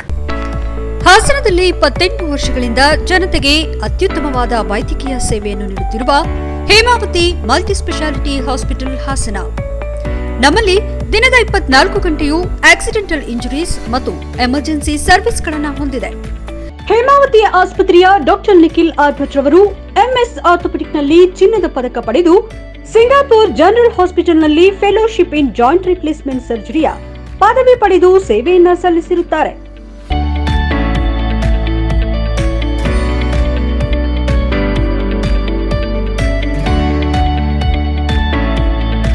ನಮ್ಮಲ್ಲಿ ಆಂಬ್ಯುಲೆನ್ಸ್ ಸೇವೆಯೂ ಲಭ್ಯ. ಇನ್ನೇಕೆ ತಡ, ನೀವು ಯಾವುದೇ ಮೂಳೆ ಸಮಸ್ಯೆ ಹೊಂದಿದರೆ ಹಿಂದೆ ಭೇಟಿ ನೀಡಿ. ಹೇಮಾವತಿ ಮಲ್ಟಿ ಸ್ಪೆಷಾಲಿಟಿ ಹಾಸ್ಪಿಟಲ್, ಉತ್ತರ ಬಡಾವಣೆ, ಹಾಸನ. ಬ್ರೇಕ್ನ ನಂತರ HCN ನ್ಯೂಸ್ಗೆ ಸ್ವಾಗತ. ಚನ್ನರಾಯಪಟ್ಟಣದ ಸರ್ಕಾರಿ ಆಸ್ಪತ್ರೆಯ ಕಾರ್ಯವೈಖರಿ ಮತ್ತು ಸೌಲಭ್ಯಗಳ ಕೊರತೆ ಬಗ್ಗೆ ಆರೋಗ್ಯ ರಕ್ಷಾ ಸಮಿತಿ ಸದಸ್ಯರು ತೀವ್ರ ಅಸಮಾಧಾನ ವ್ಯಕ್ತಪಡಿಸಿದ್ದಾರೆ. ಶಾಸಕ ಸಿಎನ್ ಬಾಲಕೃಷ್ಣ ಅವರ ಅಧ್ಯಕ್ಷತೆಯಲ್ಲಿ ನಡೆದ ತ್ರೈಮಾಸಿಕ ಆರೋಗ್ಯ ರಕ್ಷಾ ಸಮಿತಿ ಸಭೆಯಲ್ಲಿ ಸಾರ್ವಜನಿಕರಿಂದ ಬಂದ ದೂರುಗಳ ಸುರಿಮಳೆಯನ್ನೇ ಸದಸ್ಯರು ತೆರೆದಿಟ್ಟರು. ಹೊರರೋಗಿಗಳಿಗೆ ಚೀಟಿ ನೀಡಲು ವಿಳಂಬ, ನಾಯಿ ಮತ್ತು ಹಾವು ಕಡಿತದ ಔಷಧಿ ನೀಡಿಕೆಯಲ್ಲಿ ಸಬೂಬು, ರಾತ್ರಿ ಪಾಳ್ಯದಲ್ಲಿ ವೈದ್ಯರ ಗೈರುಹಾಜರಿ, ನುಗ್ಗೇಹಳ್ಳಿ ಆಂಬ್ಯುಲೆನ್ಸ್ ಚಾಲಕನ ಬೇಜವಾಬ್ದಾರಿ ವರ್ತನೆ ಮತ್ತು ಜುಟ್ಟನಹಳ್ಳಿ ಆಸ್ಪತ್ರೆಯಲ್ಲಿ ವೈದ್ಯರು ಹಾಗೂ ನರ್ಸ್ಗಳಿಲ್ಲದಿರುವ ಬಗ್ಗೆ ಸಭೆಯಲ್ಲಿ ಗಂಭೀರ ಚರ್ಚೆ ನಡೆಯಿತು. ಈ ಕುರಿತು ಪ್ರತಿಕ್ರಿಯಿಸಿದ ಶಾಸಕರು, ಸಂಬಂಧಿಸಿದ ವೈದ್ಯರು ಮತ್ತು ಸಿಬ್ಬಂದಿಗಳ ವಿಚಾರಣೆ ನಡೆಸಲಾಗುವುದು. ಸರ್ಕಾರಿ ಆಸ್ಪತ್ರೆಗಳಲ್ಲಿ ಸಾರ್ವಜನಿಕರಿಗೆ ಸೂಕ್ತ ಚಿಕಿತ್ಸೆ ದೊರೆಯಬೇಕು. ನಾಯಿ ಮತ್ತು ಹಾವು ಕಡಿತದ ಔಷಧಿಯನ್ನು ತಡ ಮಾಡದೆ ನೀಡುವಂತೆ ಕ್ರಮ ಕೈಗೊಳ್ಳಲಾಗುವುದು. ನುಗ್ಗೇಹಳ್ಳಿ ಆಂಬ್ಯುಲೆನ್ಸ್ ಚಾಲಕನನ್ನು ಬದಲಾಯಿಸುವ ಚಿಂತನೆ ಇದೆ. ರಾತ್ರಿ ಪಾಳ್ಯದಲ್ಲಿ ವೈದ್ಯರು ಕಡ್ಡಾಯವಾಗಿ ಕರ್ತವ್ಯ ನಿರ್ವಹಿಸಬೇಕು. ಈ ಬಗ್ಗೆ ಜಿಲ್ಲಾ ಆರೋಗ್ಯಾಧಿಕಾರಿಗಳು ಮತ್ತು ತಾಲೂಕಿನ ಎಲ್ಲ ವೈದ್ಯರ ಸಭೆ ನಡೆಸಿ ಸೂಕ್ತ ಸಲಹೆ ನೀಡಲಾಗುವುದೆಂದು ಭರವಸೆ ನೀಡಿದರು. ಪಟ್ಟಣದ ಸರ್ಕಾರಿ ಆಸ್ಪತ್ರೆಗೆ ತಾಯಿ ಮತ್ತು ಮಕ್ಕಳ ಆಸ್ಪತ್ರೆಯನ್ನು ತರುವ ಚಿಂತನೆ ನಡೆದಿದ್ದು ಆರೋಗ್ಯ ಸಚಿವರೊಂದಿಗೆ ಚರ್ಚಿಸಲಾಗಿದೆ. 1 ವರ್ಷದ ಒಳಗೆ ಈ ಕಾರ್ಯ ಪೂರ್ಣಗೊಳ್ಳಲಿದೆ. 5 ಕೋಟಿ ರೂಪಾಯಿ ವೆಚ್ಚದಲ್ಲಿ ವೈದ್ಯರು ಮತ್ತು ಸಿಬ್ಬಂದಿಗೆ 16 ಗೃಹ ನಿರ್ಮಾಣಗಳನ್ನು ಮಾಡಲಾಗುವುದು. ಆಸ್ಪತ್ರೆ ಆವರಣದಲ್ಲಿ ಶಸ್ತ್ರಚಿಕಿತ್ಸಾ ವಿಭಾಗದಲ್ಲಿ ಸಿಬ್ಬಂದಿಗಳ ಕೊರತೆ ಇದ್ದು ಹೊರಗುತ್ತಿಗೆ ಆಧಾರದಲ್ಲಿ ನೇಮಕ ಮಾಡಿಕೊಳ್ಳಲು ಸಭೆ ಅನುಮತಿ ನೀಡಿದೆ ಎಂದು ಶಾಸಕರು ತಿಳಿಸಿದರು. ಕಾಂಕ್ರೀಟ್ ರಸ್ತೆ ನಿರ್ಮಿಸಲಾಗುವುದು ಎಂದರು. ಆಡಳಿತ ವೈದ್ಯಾಧಿಕಾರಿ ಡಾ ವಿ ಮಹೇಶ್ ಆಸ್ಪತ್ರೆಯ ಲೆಕ್ಕಪತ್ರ ಮತ್ತು ಮಾಹಿತಿಯನ್ನು ಸಭೆಗೆ ತಿಳಿಸಿದರು. ಆಸ್ಪತ್ರೆಯಲ್ಲಿ ವಿದ್ಯುತ್ ದುರಸ್ತಿ, ಟ್ರಾನ್ಸ್ಫಾರ್ಮರ್ ಸಮಸ್ಯೆ ಮತ್ತು ಸಿಬ್ಬಂದಿ ಕೊರತೆ ಇದೆ. ಸರ್ವರ್ ಸಮಸ್ಯೆಯಿಂದಾಗಿ ಹೊರ ರೋಗಿಗಳಿಗೆ ಚೀಟಿ ನೀಡಲು ವಿಳಂಬವಾಗುತ್ತಿದೆ. ಆದರೂ ದಾಖಲಾತಿ ಪುಸ್ತಕದಲ್ಲಿ ದಾಖಲಿಸಿಕೊಂಡು ತುರ್ತಾಗಿ ಚೀಟಿ ನೀಡುವ ವ್ಯವಸ್ಥೆ ಮಾಡಲಾಗುವುದು. ಆಸ್ಪತ್ರೆ ಆವರಣದ ಹಣ್ಣಿನ ಅಂಗಡಿಯನ್ನ ಮುಚ್ಚಲಾಗಿದ್ದು ಆ ಜಾಗದಲ್ಲಿ ಪ್ರಧಾನಮಂತ್ರಿ ಜನರಿಕ್ ಔಷಧಿ ಮಳಿಗೆ ತೆರೆಯಲು ಸದಸ್ಯರು ಮನವಿ ಮಾಡಿದರು. ಸಭೆಯಲ್ಲಿ ರಕ್ಷಾ ಸಮಿತಿ ಸದಸ್ಯರಾದ ಶಂಕರ್ ಬರಗೂರು, ದಿಲೀಪ್, ಬಾಲು, ನಾಗಸಮುದ್ರ, ಡಾ ಯೋಗೇಶ್, ಕಚೇರಿ ಅಧೀಕ್ಷಕ ಪ್ರಮೋದ್, ಗುರುಮೂರ್ತಿ ಮತ್ತು ಆಸ್ಪತ್ರೆ ಸಿಬ್ಬಂದಿ ಉಪಸ್ಥಿತರಿದ್ದರು. HCN news, Channarayapatna. ಕರ್ತವ್ಯ ನಿರತರಾಗಿರುವಂಥ ಸಂದರ್ಭದಲ್ಲಿ ಕೆಲವು ಸಂದರ್ಭದಲ್ಲಿ ಅಸಿಸ್ಟೆಂಟ್ ಇರ್ತಾರೆ, ಅವರು ಪಕ್ಕದ ಇದರಲ್ಲಿ ಇರ್ತಾರೆ ಅನ್ನೋ ಮಾಹಿತಿನ ಹೇಳಿದ್ರಿ. ಅದನ್ನು ಇಮಿಡಿಯೇಟ್ ಡಾಕ್ಟರ್ಸ್ ಮೀಟಿಂಗ್ ಕರೆದು ತಾವು ಯಾವುದಾದ್ರು ಸಣ್ಣ ಪುಟ್ಟ ಲೋಪಗಳಿದ್ರೆ ಅದನ್ನು ಸರಿಪಡಿಸುವಂಥದ್ದಕ್ಕೆ ಅವಕಾಶ ಮಾಡೋದು. OPD ಸ್ಲಿಪ್ಗಳನ್ನು ಕಂಪ್ಯೂಟರ್ನಲ್ಲಿ ಫೀಡ್ ಮಾಡುವಂಥ ಸಂದರ್ಭದಲ್ಲಿ ಸರ್ವರ್ ಡೌನ್ ಆದರೆ ಅವರಿಗೆ ಬುಕ್ನಲ್ಲಿ ಎಂಟ್ರಿ ಮಾಡ್ಕೊಡುವಂಥದ್ದು ಕೂಡ ಯಾವುದೇ ಸಮಸ್ಯೆ ಇದ್ದಂಗೆ ಕೊಡ್ತಕ್ಕಂಥದ್ದಕ್ಕೆ ಅವಕಾಶ ಮಾಡೋದು. ಅದ್ರ ಜೊತೆಗೆ ಏನು ಬೆಡ್ಶೀಟ್ಸು ಮತ್ತು ಪಿಲ್ಲೋ, ಆ ಕವರ್ಸ್ ಈಗ ಆಲ್ರೆಡಿ ಜಮ್ಮಿಂದ ಖರೀದಿ ಮಾಡಿದೆ. ಸ್ವಲ್ಪ ಹೆಚ್ಚುವರಿಯಾಗಿ ಏನಾಗ ಒಂದು 5 ಲಕ್ಷ ರೂಪಾಯಿ ಹೆಚ್ಚುವರಿಯಾಗಿ ತಂದು ಸ್ಟಾಕ್ ಇಟ್ಕೊಳ್ತಕ್ಕಂಥದ್ದಕ್ಕೆ ಅವಕಾಶ ಮಾಡೋದು. ಜೊತೆಗೆ ನಾಯಿ ಕಡಿತದ ಇಂಜೆಕ್ಷನ್ ಇರ್ಬೋದು, ಸ್ನೇಕ್ ಬೈಟ್ಗೆ ಸಂಬಂಧಪಟ್ಟದ್ದಿರ್ಬೋದು, ಪೂರ್ಣ ಪ್ರಮಾಣದ ಸ್ಟಾಕ್ ಇದೆ. ಯಾವುದೋ ಒಂದು ಕೇಮಲಲ್ಲಿ ಯಾವುದೋ ಒಂದು ನಮ್ಮ ಈ ದೀಪು ಗಮನಕ್ಕೆ ತಂದಿದ್ದೀವಿ. ಮುಂದಕ್ಕೆ ಅವರು ಯಾವ ಡ್ಯೂಟಿನಲ್ಲಿದ್ದರು ಅಂದರೆ ಅವ್ರಿಗೆ ಡೈರೆಕ್ಷನ್ ಕೊಟ್ಟು ಅದನ್ನು ಸರಿದೂಗಿಸುವಂಥದ್ದಕ್ಕೆ ಅವಕಾಶವನ್ನು ಕೂಡ ವಿಶೇಷವಾಗಿ ಮಾಡೋಣ. ಈ ಸಂದರ್ಭದಲ್ಲಿ ನಾನು ತಾಲೂಕಿನಿಂದ ಬಹುಶಃ ಬೇರೆ ಬೇರೆ ತಾಲೂಕಿನಿಂದಲೂ ಕೂಡ ರೋಗಿಗಳು ಬರ್ತಾರೆ. ಬಂದಂಥ ಸಂದರ್ಭದಲ್ಲಿ ರಾತ್ರಿನಲ್ಲಿ ಜೊತೆಯಲ್ಲಿ ಒಂದು ಸ್ವಲ್ಪ ಅವರು ಪಾನಮುಕ್ತರಾಗಿ ಬರುವಂಥ ಇರ್ತಕ್ಕಂಥ ಒಂದು ಸನ್ನಿವೇಶಗಳಿರೋಂಥ ಸಂದರ್ಭದಲ್ಲಿ ಸಾರ್ವಜನಿಕರು ಕೂಡ ಸಹಕಾರ ಮಾಡಬೇಕು ಅಂತ ನಾನು ಈ ಸಂದರ್ಭ ಕಳೆದ 45 ವರ್ಷಗಳಿಂದ ಸ್ವಾಧೀನದಲ್ಲಿರುವ ಭೂಮಿಯನ್ನು ಸ್ಥಳ ಪರಿಶೀಲನೆ ಮಾಡದೆ ಉದ್ಯಮಿದಾರರಿಗೆ ಹಾಗೂ ಸವರ್ಣೀಯರಿಗೆ ದುರಸ್ತಿ ಮಾಡಿರುವುದನ್ನು ರದ್ದುಪಡಿಸಿ ಹಾಲಿ ಸ್ವಾಧೀನದಲ್ಲಿರುವ ದಲಿತ ಕುಟುಂಬಗಳಿಗೆ ಮೂಲ ನಕಾಶೆಯಂತೆ ದುರಸ್ತಿ ಮಾಡಿಕೊಡುವ ಬಗ್ಗೆ ಹಾಗೂ ದರಖಾಸ್ತು ಯೋಜನೆಯಲ್ಲಿ ಮೂಲ ಮಂಜೂರಾದವರಿಗೆ ಭೂಗಳ್ಳರಿಂದ ಭೂಮಿ ವಾಪಸ್ ಕೊಡಿಸಲು ಆಗ್ರಹಿಸಿ ಭೀಮಾರ್ಮಿ ಕರ್ನಾಟಕ ಏಕತಾ ಮಿಷನ್ನಿಂದ ಪ್ರತಿಭಟಿಸಿದರು. ಭೀಮಾರ್ಮಿ ಕರ್ನಾಟಕ ಏಕತಾ ಮಿಷನ್ ಜಿಲ್ಲಾಧ್ಯಕ್ಷ ಎಚ್ಎಸ್ ಪ್ರದೀಪ್ ಮಾಧ್ಯಮದೊಂದಿಗೆ ಮಾತನಾಡಿ, ಜಿಲ್ಲೆಯ ಆಲೂರು ತಾಲೂಕಿನ ಪಾಳ್ಯ ಹೋಬಳಿಯ ಬೂದನಹಳ್ಳಿ ಗ್ರಾಮದಲ್ಲಿ ಸರ್ವೆ ನಂಬರ್ 10ರಲ್ಲಿ ಸುಮಾರು 102 ಎಕರೆ ಗೋಮಾಳ ಜಾಗವಿದ್ದು, ಅದರಲ್ಲಿ ಹೇಮಾವತಿ ನಿರಾಶ್ರಿತರಿಗೆ 80 ಎಕರೆ ಮೀಸಲು ಮಾಡಿ 1984-85ರಲ್ಲಿ ದರಖಾಸ್ತು ಯೋಜನೆಯಲ್ಲಿ ಸುಮಾರು 10 ಪರಿಶಿಷ್ಟ ಸಮುದಾಯದ ಕುಟುಂಬಗಳಿಗೆ ತಲಾ 2 ಎಕರೆಯಂತೆ ಒಟ್ಟು 20 ಎಕರೆ ಭೂಮಿ ಮಂಜೂರಾಗಿದೆ ಎಂದರು. ಮಂಜೂರಾತಿಯಂತೆ ಈ ಕುಟುಂಬಗಳು ಅಂದಿನಿಂದ ಸ್ವಾಧೀನದಲ್ಲಿ ದುಡ್ಕೊಂಡು ವ್ಯವಸಾಯ ಚಟುವಟಿಕೆ ಮಾಡಿಕೊಂಡು ಬಂದಿರುತ್ತಾರೆ ಹಾಗೂ ಸಂಘ ಸಂಸ್ಥೆಗಳು ಮತ್ತು ಸೊಸೈಟಿಗಳಲ್ಲಿ ಬೆಳೆ ಸಾಲವನ್ನು ಸಹ ಮಾಡಿರುತ್ತಾರೆ. ನಂತರದಲ್ಲಿ ದಿನಾಂಕ 14/11/2006ರಂದು ಅನುಭೋಗದಂತೆ ನಕಾಶೆಯನ್ನು ಕೂಡ ಮಾಡಿಕೊಟ್ಟಿರುತ್ತಾರೆ. ಆದರೆ ಹೇಮಾವತಿ ನಿರಾಶ್ರಿತರ ಮಂಜೂರುದಾರರಿಂದ ಭೂಮಿ ಕೊಂಡ ಉದ್ಯಮಿದಾರರು ಪರಿಶಿಷ್ಟ ಕುಟುಂಬಗಳು ಅನುಭೋಗದಲ್ಲಿದ್ದ ಭೂಮಿಗೆ ಬಂದು ಈ ಜಾಗ ನಮ್ಮದೆಂದು ಒಕ್ಕಲೆಬ್ಬಿಸಿ ಸುಮಾರು 8 ಪರಿಶಿಷ್ಟ ಕುಟುಂಬಗಳನ್ನು ಹೆದರಿಸಿ ಬೆದರಿಸಿ ವಿನಾಕಾರಣ ತೊಂದರೆ ನೀಡಿ ಸ್ವಾಧೀನದಲ್ಲಿದ್ದ ಕುಟುಂಬಗಳನ್ನು ಕಳೆದ 5 ವರ್ಷಗಳ ಹಿಂದೆ ಸ್ಥಳದಿಂದ ಓಡಿಸಿರುತ್ತಾರೆ ಎಂದು ದೂರಿದರು. ಸ್ವಾಧೀನದಲ್ಲಿರುವ ಕುಟುಂಬಗಳ ಭೂಮಿಯನ್ನ ಅವರಿಗೆ ನಿಗದಿ ಮಾಡಬೇಕು ಹಾಗೂ ದಿನಾಂಕ 17/12/2006ರ ನಕಾಶೆಯಂತೆ ಭೂಮಿಯನ್ನ ನಿಗದಿ ಮಾಡಬೇಕೆಂದು ತಮ್ಮ ಹೋರಾಟದಲ್ಲಿ ಬೇಡಿಕೆ ಮುಂದಿಟ್ಟರು. ಪ್ರತಿಭಟನೆಯಲ್ಲಿ ಭೀಮಾರ್ಮಿ ಕರ್ನಾಟಕ ಏಕತಾ ಮಿಷನ್ ಜಿಲ್ಲಾ ಉಪಾಧ್ಯಕ್ಷ ನವೀನ್ ಸಾಲ್ಗಾಮೆ, ಖಜಾಂಚಿ ಎಂಸಿ ಮಂಜುನಾಥ್, ತಾಲೂಕು ಅಧ್ಯಕ್ಷ ಟಿಕೆ ಹೇಮಂತ್, ಅರಸೀಕೆರೆ ತಾಲೂಕು ಸಂಚಾಲಕ ಎಚ್ಡಿ ಕಿರಣ್, ಕೃಷ್ಣಯ್ಯ, ಸಿದ್ದೇಶ್, ಚಿಕ್ಕಯ್ಯ, ರತ್ನಮ್ಮ, ಶಾಂತಮ್ಮ ಇತರರು ಉಪಸ್ಥಿತರಿದ್ದರು. HCN news Hassan. ಭೀಮಾರ್ಮಿ ಹಾಸನ ಜಿಲ್ಲೆ ಜಿಲ್ಲಾಧ್ಯಕ್ಷ. ಇವತ್ತು ಹೋರಾಟ ಮಾಡ್ತಿರೋ ಉದ್ದೇಶ ಏನಪ್ಪಾ ಅಂದ್ರೆ, ಹಾಸನ ಜಿಲ್ಲೆ ಆಲೂರು ತಾಲೂಕು ಪಾಳ್ಯ ಹೋಬಳಿಯ ಬೂದನಹಳ್ಳಿ ಅನ್ನೋ ಗ್ರಾಮದಲ್ಲಿ ಸುಮಾರು 1884-85ರಲ್ಲಿ ದರಖಾಸ್ತು ಯೋಜನೆಯಲ್ಲಿ 10 ದಲಿತ ಕುಟುಂಬಗಳಿಗೆ ತಲಾ 2 ಎಕರೆ ಅಂತೆ 20 ಎಕರೆನ ಭೂಮಿ ಮಂಜೂರು ಮಾಡಿರ್ತಾರೆ. ಸೊ ಈ ಭೂಮಿ ಮಂಜೂರಾದ್ರಿಂದ ಸ್ವಾಧೀನದಲ್ಲಿದ್ದು ಇವರು ಅದೇ ಭೂಮಿ ಮೇಲೆ ಸೊಸೈಟಿ ಸಂಘ ಸಂಸ್ಥೆಗಳಿಗೆ ಸಾಲ ಕೂಡ ತಗೊಂಡು ಅನುಭೋಗದಲ್ಲಿ ಇರ್ತಾರೆ. ಸೊ ಅಲ್ಲಿಗೆ HRP ಜಮೀನವರು ಈ ಜಾಗ ನಮ್ದು ಅಂತ ಹೇಳ್ಬಿಟ್ಟು ಸುಮಾರು 8 ಜನ ದಲಿತ ಕುಟುಂಬಗಳನ್ನ ಒಪ್ಪಲೆಗಿಸ್ತಾರೆ. ಆದ್ರೆ 2006ರಲ್ಲಿ ಇವ್ರಿಗೆ ಮಂಜೂರಿ ಅಂತ ಸ್ಕೆಚ್ಚು ಸಹ ಮಾಡಿಕೊಟ್ಟಿರ್ತಾರೆ. ಇದನ್ನೆಲ್ಲ ಗಾಳಿಗೆ ತೂರಿ ಅಲ್ಲಿನ ಸ್ಥಳೀಯ ಅಧಿಕಾರಿಗಳು 8 ಜನ ದಲಿತ ಕುಟುಂಬಗಳಿಗೆ ಅನ್ಯಾಯ ಮಾಡಿರ್ತಾರೆ. ಸೊ ಅದೇ ರೀತಿ ಅಲ್ಲಿ 2 ಕುಟುಂಬ, ಇನ್ನು ಉಳಿದ 2 ಕುಟುಂಬಗಳು ವ್ಯವಸಾಯ ಮಾಡ್ಕೊಂಡು ಇವತ್ತಿಗೂ ಕೂಡ ಸ್ವಾಧೀನದಲ್ಲಿರ್ತಾರೆ. ಆದ್ರೆ ಅಧಿಕಾರಿಗಳು ಯಾವುದೇ ರೀತಿ ಸ್ಥಳ ಪರಿಶೀಲನೆ ಮಾಡದೆ HRP ಅವರಿಗೆ ಈ ಜಾಗವನ್ನ ದುರಸ್ತ್ ಮಾಡಿಕೊಟ್ಟಿರ್ತಾರೆ. ಸೊ ಈ ದುರಸ್ತನ್ನ ಕ್ಯಾನ್ಸಲ್ ಮಾಡಬೇಕು. HCN ನ್ಯೂಸ್ನಲ್ಲಿ ಈಗ ಒಂದು ಪುಟ್ಟ ಬ್ರೇಕ್.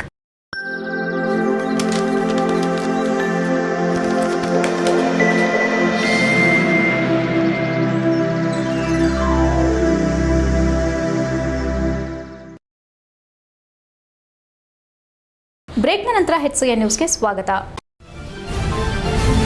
ಸಾಮಾಜಿಕ ನ್ಯಾಯದ ಹಿನ್ನೆಲೆ ಈ ಯೋಜನೆಯನ್ನು ಖಾಯಂ ಮಾಡಬೇಕು ಸೇರಿದಂತೆ ವಿವಿಧ ಬೇಡಿಕೆಗಳ ಈಡೇರಿಕೆಗೆ ಒತ್ತಾಯಿಸಿ ಮೇ 20ರಂದು ಅಂಗನವಾಡಿ ನೌಕರರ ಮುಷ್ಕರ ಹಮ್ಮಿಕೊಂಡಿದ್ದು, ಈ ವೇಳೆ ಸಾಮೂಹಿಕ ಬಂಧನಕ್ಕೊಳಗಾಗುವುದಾಗಿ ರಾಜ್ಯ ಅಂಗನವಾಡಿ ನೌಕರರ ಸಂಘದ ಜಿಲ್ಲಾಧ್ಯಕ್ಷೆ ಎಂಬಿ ಪುಷ್ಪಾ ತಿಳಿಸಿದರು. ಹಾಸನದಲ್ಲಿ ಸೋಮವಾರ ಮಾತನಾಡಿ, ಅಂಗನವಾಡಿ ನೌಕರರು 50 ವರ್ಷಗಳಿಂದ ಐಸಿಡಿಎಸ್ ಅಡಿಯಲ್ಲಿ ದುಡಿಯುತ್ತಿದ್ದಾರೆ. ಸಾಮಾಜಿಕ ನ್ಯಾಯದ ಹಿನ್ನೆಲೆ ಈ ಯೋಜನೆಯನ್ನ ಖಾಯಂ ಮಾಡಬೇಕು. ಖಾಯಂ ಮಾಡುವ ತನಕ ಕನಿಷ್ಠ ವೇತನ ನೀಡಬೇಕು. ಫಲಾನುಭವಿಗಳ ಘಟಕ ವೆಚ್ಚ ಹೆಚ್ಚಳ ಮಾಡಬೇಕೆಂಬ ಬೇಡಿಕೆಗಳನ್ನು ನಿರಂತರವಾಗಿ ಕೇಳಲಾಗುತ್ತಿದೆ. ದೇಶದ ಕಾರ್ಪೊರೇಟ್ ಬಂಡವಾಳಗಾರರಿಗೆ 15.32 ಲಕ್ಷ ಕೋಟಿ ಸಾಲ ಮನ್ನಾ, 1.97 ಲಕ್ಷ ಕೋಟಿ ಸಬ್ಸಿಡಿಗಳನ್ನು ಉದಾರವಾಗಿ ಕೊಡುವ ಕೇಂದ್ರ ಸರ್ಕಾರ ದೇಶದ ಭವಿಷ್ಯವನ್ನು ರೂಪಿಸಲು ಪೂರಕವಾಗಿ ಮಾನವ ಸಂಪನ್ಮೂಲದ ಬೆಳವಣಿಗೆಗಳಿಗೆ ದುಡಿಯುತ್ತಿರುವ ಐಸಿಡಿಎಸ್ ಯೋಜನೆ ಮತ್ತು ಇದರಲ್ಲಿ ದುಡಿಯುವ ಅಂಗನವಾಡಿ ನೌಕರರಿಗೆ ಕೊಡಲು ಹಣವಿಲ್ಲ ಎಂದರು. ಇಂತಹ ಧೋರಣೆಗಳ ವಿರುದ್ಧ ಅಂಗನವಾಡಿ ನೌಕರರು ಸಂಘ ಕಟ್ಟಿ ಮುಷ್ಕರಗಳ ಮುಖಾಂತರ ಹೋರಾಟಗಳನ್ನು ನಡೆಸುತ್ತಿದ್ದರು. ಆದರೆ ಈಗ ದೇಶದ 29 ಕಾರ್ಮಿಕ ಕಾನೂನುಗಳನ್ನು 4 ಸಂಹಿತೆಗಳನ್ನಾಗಿ ಮಾಡುವ ಮುಖಾಂತರ ಸಂಘ ಕಟ್ಟುವ ಹಕ್ಕು ಮತ್ತು ಮುಷ್ಕರದ ಹಕ್ಕುಗಳಿಗೆ ಹಲವು ರೀತಿ ನಿರ್ಬಂಧಗಳನ್ನು ತರುವ ಮೂಲಕ ಸರ್ಕಾರ ಮತ್ತಷ್ಟು ಸಂಕಷ್ಟಗಳನ್ನು ತಂದೊಡ್ಡುತ್ತಿದೆ ಎಂದು ತಮ್ಮ ಅಳಲನ್ನು ತೋಡಿಕೊಂಡರು. ಈ ಎಲ್ಲಾ ಬೇಡಿಕೆಗಳ ಈಡೇರಿಕೆಗೆ ಒತ್ತಾಯಿಸಿ ಮೇ 20ರಂದು ಅಂಗನವಾಡಿ ಕೇಂದ್ರಗಳನ್ನು ಬಂದ್ ಮಾಡಿ ಸಾಮೂಹಿಕ ಬಂಧನಕ್ಕೊಳಗಾಗುವ ಮುಖಾಂತರ ಸಾರ್ವತ್ರಿಕ ಮುಷ್ಕರದಲ್ಲಿ ಪಾಲ್ಗೊಳ್ಳುತ್ತಿದೆ ಎಂದು ಪತ್ರಿಕಾಗೋಷ್ಠಿ ಮುಖಾಂತರ ಪ್ರಕಟಿಸಲಾಗುತ್ತಿದೆ ಎಂದು ಮಾಹಿತಿ ನೀಡಿದರು. ಪತ್ರಿಕಾಗೋಷ್ಠಿಯಲ್ಲಿ ರಾಜ್ಯ ಅಂಗನವಾಡಿ ನೌಕರರ ಸಂಘದ ಪ್ರಧಾನ ಕಾರ್ಯದರ್ಶಿ ಎಂ ಮಂಜುಳಾ, ಖಜಾಂಚಿ ಜೆಪಿ ಶೈಲಜಾ, ಜಿಲ್ಲಾ ಕಾರ್ಯದರ್ಶಿ ಟಿಎಚ್ ಜಯಂತಿ, ತಾಲೂಕು ಅಧ್ಯಕ್ಷೆ ಎನ್ಕೆ ನಾಗಲಕ್ಷ್ಮಿ, ಪ್ರಧಾನ ಕಾರ್ಯದರ್ಶಿ ಜರೀನಾ ಬಾನು ಇತರರು ಉಪಸ್ಥಿತರಿದ್ದರು. HCN news Hassan. ಹೋರಾಟದ ಭಾಗವಾಗಿ ಇವತ್ತು ಅಂಗನವಾಡಿ ಕೇಂದ್ರಗಳಿಗೆ 50 ವರ್ಷ ಆಗಿದೆ. ಐಸಿಡಿಎಸ್ ಪ್ರಾರಂಭ ಆಗಿ 50 ವರ್ಷ ಆಗಿದೆ. ಸಾಮಾಜಿಕ ನ್ಯಾಯದ ಹಿನ್ನೆಲೆಯಲ್ಲಿ ಈ ಯೋಜನೆಗಳನ್ನು ಕಾಯಂ ಮಾಡಬೇಕು ಅಂತೇಳಿ ಮತ್ತು ಕನಿಷ್ಠ ವೇತನ ಕೊಡಬೇಕು ಅಂತೇಳಿ ಕೂಡ, ಮತ್ತು ಈಗ ಫಲಾನುಭವಿಗಳ ಘಟಕ ವೆಚ್ಚಗಳನ್ನ ಏನು ಸುಮಾರು ವರ್ಷದಿಂದ ಏನು ಬೆಲೆ ಇತ್ತು ಅದೇ ಬೆಲೆನ ಈಗ ಮುಂದುವರಿಸಿದ್ದಾರೆ. ಆದರೆ ಈಗ ಬೆಲೆ ಏರಿಕೆ ಆಧಾರದ ಮೇಲೆ ಆಹಾರಗಳನ್ನ ಖರೀದಿ ಮಾಡೋಕ್ಕಾಗ್ದಲೇ ಎಲ್ಲ ಫಲಾನುಭವಿಗಳು ಗ್ರಾಮ್ಸ್ಗಳನ್ನ ಕಡಿಮೆ ಮಾಡಿದ್ದಾರೆ. ಹಾಗಾಗಿ ನಾವು ಆ ಘಟಕ ವೆಚ್ಚವನ್ನು ಹೆಚ್ಚು ಮಾಡಬೇಕು ಅಂತೇಳಿ ಕೂಡ ಸರ್ಕಾರಕ್ಕೆ ಒತ್ತಡನ ಹೇರ್ತಾ ಇರೋದು. ದೇಶದ ಕಾರ್ಪೊರೇಟ್ ಬಂಡವಾಳಗಾರರಿಗೆ 15.32 ಲಕ್ಷ ಕೋಟಿ ಸಾಲ ಮನ್ನಾ, 1.97 ಲಕ್ಷ ಕೋಟಿ ಸಬ್ಸಿಡಿಗಳನ್ನು ಉದಾರವಾಗಿ ಕೇಂದ್ರ ಸರ್ಕಾರ ಕೊಟ್ಟಿದೆ. ಆದರೆ ಈ ICDSನಲ್ಲಿ ಮಾನವ ಸಂಪನ್ಮೂಲಕ್ಕಾಗಿ ಕೆಲಸ ಮಾಡುವಂತಹ ICDS ಅಂಗನವಾಡಿ ಕಾರ್ಯಕರ್ತರು ಮತ್ತು ಸಹಾಯಕರಿಗೆ ಈ ಯೋಜನೆಯನ್ನು ಕಾಯಂ ಮಾಡೋಕ್ಕಾಗಿಲ್ಲ ಇದುವರೆಗೂ, ಮತ್ತೆ ಕನಿಷ್ಠ ಕೂಲಿಗಳನ್ನ ಕೊಡೋಕ್ಕಾಗಿಲ್ಲ. ಈ ಧೋರಣೆಗಳ ವಿರುದ್ಧ ಅಂಗನವಾಡಿ ನೌಕರರ ಸಂಘ ಕಟ್ಟಿ ಮುಷ್ಕರದ ಮುಖಾಂತರ ಈ ಹೋರಾಟಗಳನ್ನ ಗೆದ್ದಿರೋಂಥದ್ದು. ಪ್ರತಿಯೊಂದು ಹಂತದಲ್ಲಿ ಇವತ್ತು ಏನವರು ಹೋರಾಟ ಮಾಡೇನೆ ಅನುಕೂಲಗಳನ್ನ ಪಡ್ಕೊಂಡಿರೋ ಅಂಥದ್ದು. ಇದ್ರ ಭಾಗವಾಗಿ ಇವತ್ತು ಕೇಂದ್ರ ಸರ್ಕಾರ 29 ಕಾರ್ಮಿಕ ಕಾನೂನುಗಳಿದ್ದದನ್ನ ಇವತ್ತು 4 ಸಂಹಿತೆಗಳಾಗಿ ಶ್ರೀ ಶಂಕರ ಭಗವತ್ಪಾದರು ತಮ್ಮ 32 ವರ್ಷಗಳ ಅಲ್ಪ ಜೀವನದಲ್ಲಿ ಧರ್ಮಜ್ಞಾನ ಪ್ರಸಾರ ಮಾಡಿದ ಏಕೈಕ ತತ್ವಜ್ಞಾನಿಯಾಗಿದ್ದಾರೆ ಎಂದು ಶಾಸಕ ಸಿಎನ್ ಬಾಲಕೃಷ್ಣ ಹೇಳಿದರು. ಅವರು ಚನ್ನರಾಯಪಟ್ಟಣ ತಾಲೂಕು ಕಚೇರಿ ಸಭಾಂಗಣದಲ್ಲಿ ತಾಲೂಕು ಆಡಳಿತದಿಂದ ನಡೆದ ಶ್ರೀ ಶಂಕರ ಭಗವತ್ಪಾದರ ಹಾಗೂ ರಾಮಾನುಜಾಚಾರ್ಯರ ಜಯಂತಿ ಕಾರ್ಯಕ್ರಮದಲ್ಲಿ ಪುಷ್ಪನಮನ ಸಲ್ಲಿಸಿ ಹಿಂದೂ ಧರ್ಮದ ರಕ್ಷಣೆಗೆ ತಳಪಾಯ ಹಾಕಿದವರು ಶಂಕರರು. ಭಾರತ ಸರ್ವಧರ್ಮದ ತಳಹದಿಯಲ್ಲಿ ಬೆಳೆದಿದೆ. ಸಮಾನವಾಗಿ ಬದುಕಲು ಎಲ್ಲರಿಗೂ ಅವಕಾಶವಿದೆ. ಸಾಮರಸ್ಯ ಜೀವನ ಬೇಕಾಗಿದೆ. ಆಯಾ ಧರ್ಮದವರು ಧರ್ಮಾಚರಣೆ ಮಾಡೋದಕ್ಕೆ ಅವಕಾಶ ನೀಡಬೇಕು. ಧರ್ಮಾಚರಣೆಗೆ ಧಕ್ಕೆ ತರೋದು ಸೂಕ್ತವಲ್ಲ. ರಾಷ್ಟ್ರದ ಪ್ರಧಾನಿಗಳು, ಉತ್ತರ ಪ್ರದೇಶದ ಮುಖ್ಯಮಂತ್ರಿಗಳು 140 ವರ್ಷದ ನಂತರ ಪ್ರಯಾಗ ವಿಶೇಷವಾಗಿ ಗಂಗಾ ಪವಿತ್ರ ಸ್ನಾನ ಮಾಡಿದ ಬಗ್ಗೆ ಪ್ರಶಂಸಿಸಿದರು. ಶ್ರೀಶಂಕರರ ಆದರ್ಶ ತತ್ವ ಅರ್ಥೈಸಿಕೊಂಡು ಬಾಳಬೇಕು ಎಂದರು. ಟೈಮ್ಸ್ ಕಾಲೇಜಿನ ಹಿರಿಯ ಉಪನ್ಯಾಸಕ ಶ್ರೀಕಂಠ ಕೆಎಂ ಮಾತನಾಡಿ, ಆದಿಗುರು ಶ್ರೀ ಶಂಕರಾಚಾರ್ಯರು ಶ್ರೇಷ್ಠ ತತ್ವಜ್ಞಾನಿಯಾಗಿ ಸಾಧನೆ ಮಾಡಿದವರು. 3 ಬಾರಿ ಭೂಮಂಡಲದ ಪಾದಯಾತ್ರೆ ನಡೆಸಿ 4 ಪೀಠಗಳನ್ನು ಸ್ಥಾಪಿಸಿದ್ದಾರೆ. ದಕ್ಷಿಣದಲ್ಲಿ ಶೃಂಗೇರಿ, ಪೂರ್ವದಲ್ಲಿ ಪುರಿ, ಉತ್ತರದಲ್ಲಿ ಬದರಿ ಹಾಗೂ ಪಶ್ಚಿಮದಲ್ಲಿ ದ್ವಾರಕಾ ಪೀಠವನ್ನು ಸ್ಥಾಪಿಸಿ ರಾಷ್ಟ್ರೀಯ ಐಕ್ಯತೆ ಮಂತ್ರ ಪಾಲಿಸಿದರು. ಮಂಡಲ ಮಿಶ್ರನ ಜೊತೆ ತಕ್ಕವಾದವನ್ನು ಸಮಚಿತ್ತ ಭಾವದಿಂದ ಉದ್ವೇಗಕ್ಕೆ ಒಳಗಾಗದೆ ನಡೆಸಿದ್ದು ವಿಶೇಷವಾಗಿತ್ತು. ವೇದಾಧ್ಯಯನದ ಸಂಗಡ ಧರ್ಮದ ರಕ್ಷಣೆಗೆ ಶಸ್ತ್ರ ಹಿಡಿಯಬೇಕಾಗುತ್ತದೆ. ನಾಗಸಾಧುಗಳ ಪಡೆಯನ್ನ ಸೃಷ್ಟಿಸಿ ಧರ್ಮ ರಕ್ಷಣೆ ಮಾಡಿದ್ದಾರೆ. ಲೋಕಗುರು ಶಂಕರ ಭಗವತ್ಪಾದರ ಅವತಾರ ಶಿವನ ಅವತಾರವಾಗಿದೆ ಎಂದರು. ಗ್ರೇಟು ತಹಸೀಲ್ದಾರ್ ನಾಗರಾಜ್, ಪುರಸಭೆ ಅಧ್ಯಕ್ಷರಾದ ಮೋಹನ್, ಟಿಎಪಿಸಿ ಎಂಎಸ್ ಅಧ್ಯಕ್ಷ ಅನಿಲ್, ಬ್ರಾಹ್ಮಣ ಸಂಘದ ಕಾರ್ಯದರ್ಶಿ ಅಣ್ಣಯ್ಯ, ಯುವ ವೇದಿಕೆ ಅಧ್ಯಕ್ಷ ಜಿಆರ್ ಮೋಹನ್, ಕಾರ್ಯದರ್ಶಿ ವೆಂಕಟೇಶ್, ಪುರಸಭೆ ಮಾಜಿ ಸದಸ್ಯ ರಘು ಶಾಮಿಯಾನ, ಪುರಸಭೆ ಮಾಜಿ ಅಧ್ಯಕ್ಷರಾದ ಬನಶಂಕರಿ ರಘು, ಶೃಂಗೇರಿ ಮಠ ರಘು ಶರ್ಮಾ, ವಿಪ್ರ ಸಮಾಜದ ರಾಮಚಂದ್ರು, ಗೌರಿಶಂಕರ್, ವಿಶ್ವನಾಥ್, ಕೃಷ್ಣಪ್ರಸಾದ್, ರವಿ, ಬಾಳಗಂಜಿ ರವಿ, ಶಿರಸ್ತೆದಾರ್ ಪವನ್, ಶೇಖರ್ ಹೆಬ್ಬಾರ್ ಮುಂತಾದವರು ಹಾಜರಿದ್ದರು. HCN news, Channarayapatna.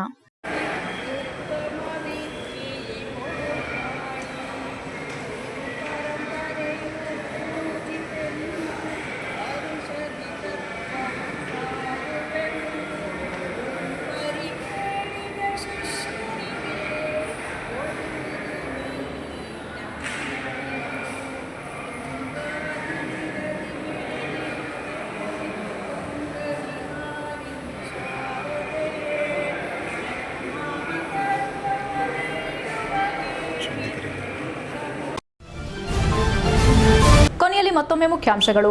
ಹಾಸನ ದಿಶಾ ಸಭೆ, ಸರ್ಕಾರಿ ವೈದ್ಯರ ಖಾಸಗಿ ಸೇವೆ, ಆಸ್ಪತ್ರೆಗಳಲ್ಲಿ ಹಣಕ್ಕೆ ಬೇಡಿಕೆ, ಜನಪ್ರತಿನಿಧಿಗಳು ಜಿಲ್ಲಾಧಿಕಾರಿ ತೀವ್ರ ಅಸಮಾಧಾನ, ಕೃಷಿ ಪ್ರಗತಿ ಪರಿಶೀಲನೆ, ರಸಗೊಬ್ಬರ ಗುಣಮಟ್ಟದ ಚರ್ಚೆ.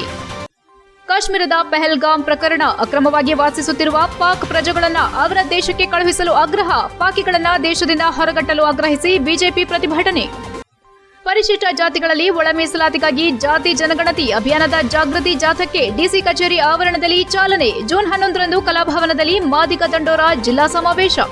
ಇಷ್ಟೊತ್ತು ನೀವು ನೋಡಿದ್ದು ಹಾಸನದ ಸುದ್ದಿ ಅಂದ್ರೆ HCN ನ್ಯೂಸ್.